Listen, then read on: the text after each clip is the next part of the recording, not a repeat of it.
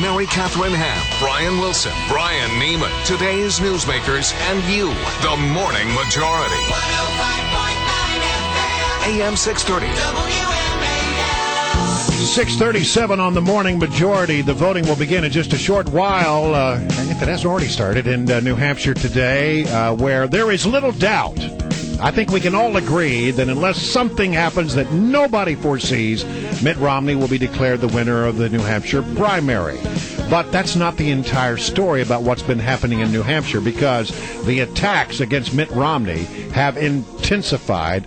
On the ground now is ABC correspondent Steven Portnoy. Steven, how are you? Hey, good morning, Brian. You know, I was listening to you guys earlier in the hour, all the way up here in Manchester, talking about the indecency discussion before the court today, wondering what kind of four-letter words would have been spewed around the Mitt Romney headquarters yesterday. That's probably Given true. what happened, I mean, goodness gracious, here we have Newt Gingrich leading the attack against a fellow Republican, Mitt Romney, for the idea that he's a capitalist, effectively.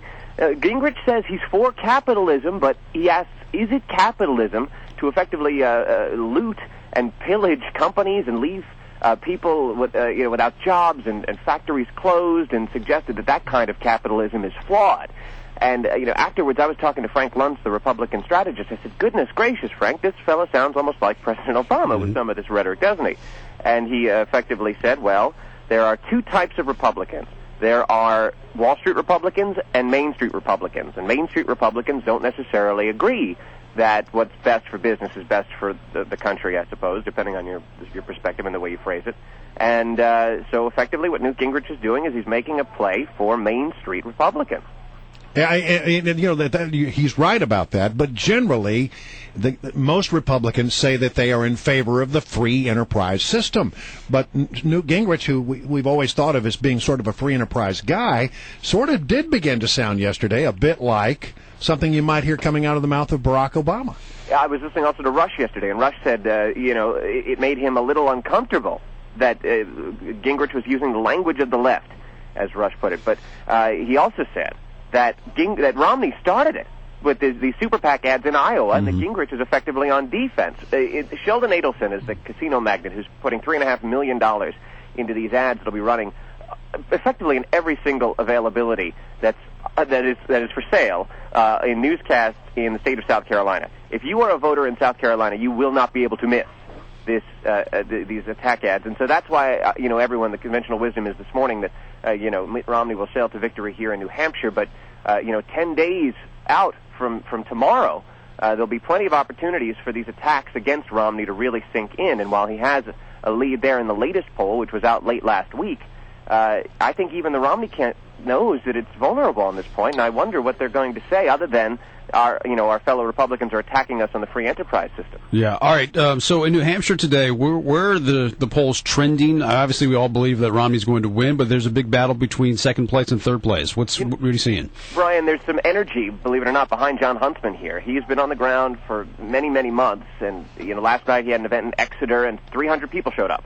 And he said that it was, a sign that there's momentum. He senses something's happening. He feels a surge, all coming off a strong debate performance on Sunday morning, where he basically called for, the importance of service to the country. He's going on a country-first tour. And the most telling indication that he really feels confident is the fact that his campaign has released a schedule. He's going to South Carolina. He's pressing on. He's feeling that he's going to not only perform well here, but get positive media attention as a result, and people will possibly give him a second look.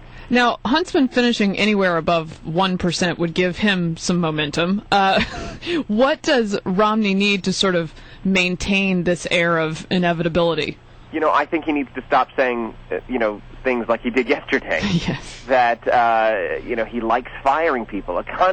Completely out of context. Yeah. Sounds awful. Yeah. Absolutely awful. And I think that his campaign acknowledges that. I think that they're going to have to do something to put the candidate out in front of cameras, maybe do like a one-on-one interview with a network anchor with some, Right. lens where he sits down and explains that he understands that firing people is a terrible thing to do, and that, lives are destroyed, and he feels awful about that, and he understands how people feel, and he doesn't like doing it. He was just, speaking metaphorically or speaking about the freedom, right. All those things.